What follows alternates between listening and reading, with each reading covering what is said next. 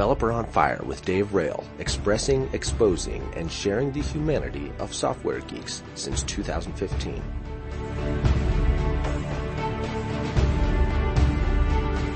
This episode is brought to you by Linode. Linode Linux Cloud Hosting provides the reliable and performant Linux cloud hosting your software creation deserves.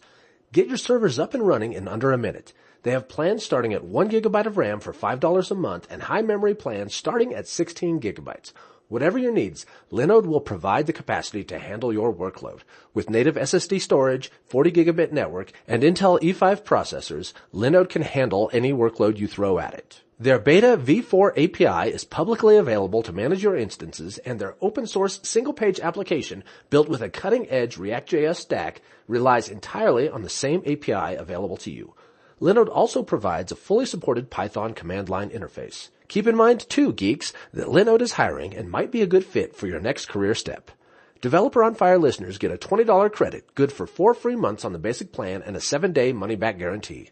Use promo code FIRE2018 to take advantage of this offer via developeronfire.com/Linode. What's happening, geeks? Developer on Fire, firing up geeks everywhere. And I'm stoked to present today's special guest, Dave Isbitski. It's a pleasure to have you here, Dave. Let's light this thing up. How's that sound to you? That sounds awesome. Thanks for having me, man. Excellent. Dave has been a professional speaker, trainer, and evangelist for over a decade. He has taught full-day courses on many topics, including mobile apps, cloud, and the web. Dave has helped launch numerous technology platforms, frameworks, and programming languages across an array of devices at both Microsoft and Amazon. Dave is also an author for lynda.com and can be found on Twitter at the Dave Dev and the Alexa Developer blog. So, Dave, that's an introduction to a long career with a lot of stops and a lot of things that you're doing, but far from the whole story. I think there's a lot we can get into. Before we talk about your career and what you have to offer and your podcast, any of those kinds of things, I want to get into who you are as a person. Who are you personally, and what makes you tick? Yeah, totally. And it's funny because when you were saying Alexa, so anybody listening to this, especially if you're listening on an Echo, here's the disclaimer I always got to leave when I'm on something like this. Mute your devices. Yes. We're going to say Alexa a lot, and you may find that she's trying to join the conversation. I had one guest that was saying she who must not be named was the substitute for, yeah. Yeah, it's almost safer sometimes to say Echo, but it's like it's so ingrained with Alexa now. It's just in my head. So like who am I, right? So I am just this guy from New Jersey that kind of grew up in the age of like Commodore and like Tron and Star Wars and Star Trek and like just ate all the sci-fi and Dungeons and Dragons I could and knew I knew technology was something every day that I was just so excited about. And it was something I wanted to do with my life. And I have really just been lucky to like find these really cool jobs. I mean, Microsoft in 2007, when I was there, it was like the word, I remember the first time I saw evangelism, like developer evangelist, I was like, what is this? Cause I had been working in the enterprise for a while. I had done consulting. You know, I started off with like, VB5. And then ASP, and I was doing all COM plus, DCOM. You remember those days, yeah, right? I Unknown and I Dispatch. Shout out to Charlie Kindle and that group who kind of like were kicking off developer relations and stuff back then. And I knew like I was just going to like a 9 to 5 thing, and I'm like, I am really so bored.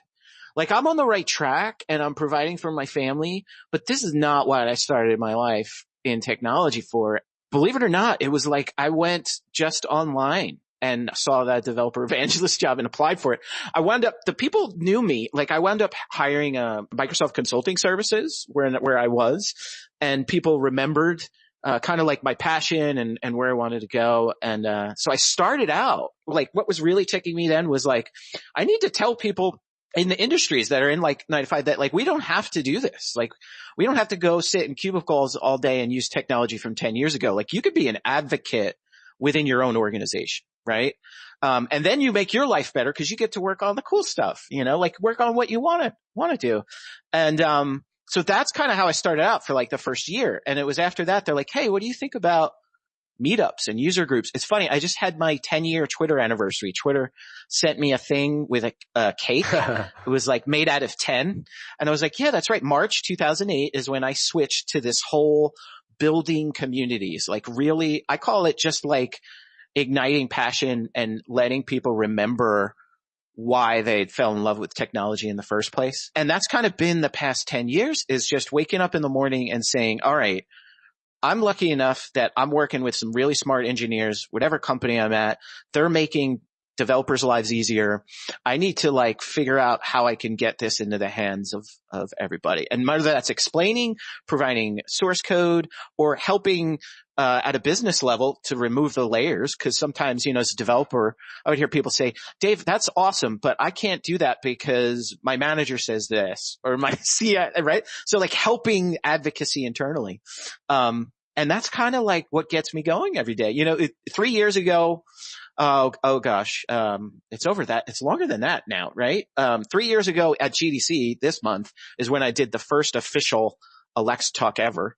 And it was, I was working. So I was the original developer marketing person, right? So it was me, but we were kind of like a group coming out of the devices group. Like if you ever used Fire TV, which I helped launch and all of that at Amazon. And I remember saying, this thing is going to be huge because it's like Star Trek, right? Like to me, it was C-3PO, right? It's like human cyborg relations. It's like, wait a minute. I could just connect this thing to all the other technology and now we can be done with teaching people interfaces. I mean, I had spent years of my life that I wish I had back of like, no, we can't change the interface to make it better because we have to retrain. And in this big company, that means $10 million. So we're just going to keep it sucking, right? Like that was my life. And suddenly I was like, no, like everybody can jibe with conversation and talking. Like this is going to be big. And we had this thing, it was called Echo App SDK. I don't know if anybody remembers who's listening. I used to like tweet about that and we had signups and stuff. And then it was, that summer, 2015 is we launched this Alexa skills kit, which basically let you code.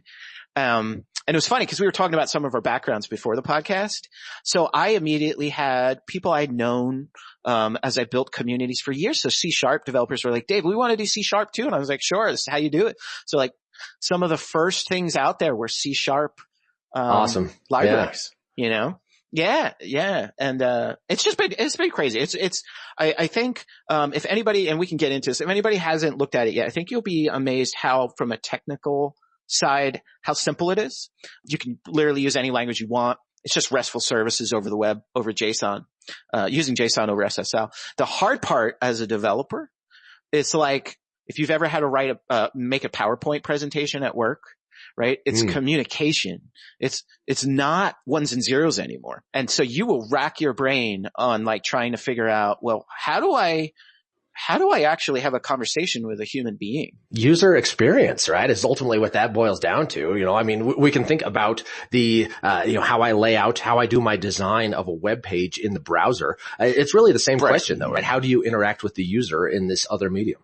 Well, what's different, right? So I liked how you said user experience and not user interface, because what's completely different is over the past 30 years, right? Like we've created these great interfaces. I mean, I remember in VB5, the reason why I love Visual Basic was I was like, I could just drag visual components and I had drop downs and I had tabs and I was basically just capturing events for those things, right? And not spending my time on drawing an actual button. But what we've done by building that is we've forced people to actually interface with technology in a certain way. We're not meant to figure out which button to click and which drop down I need to select and which text field I need to fill out. That's been a stopgap. And so when you create an experience now, it really is weird because if you've coded for a long time, the first thing you do, and by the way, I did this too. So don't worry if you do this, don't beat yourself up. And I mean, you as in the audience is like, you're going to take all of the arguments you have for all your functions and that you may actually have attached events for visual elements in your program today. And you're going to make those questions. and you're going to drive a human being mad because we don't like getting asked 3 things at one time. We want you to remember everything. So like if I have a conversation with you and I already told you like where I want in my and then you make me select that again, forget it. So there's like all this unlearning. It's almost like for the past 30 years we've been doing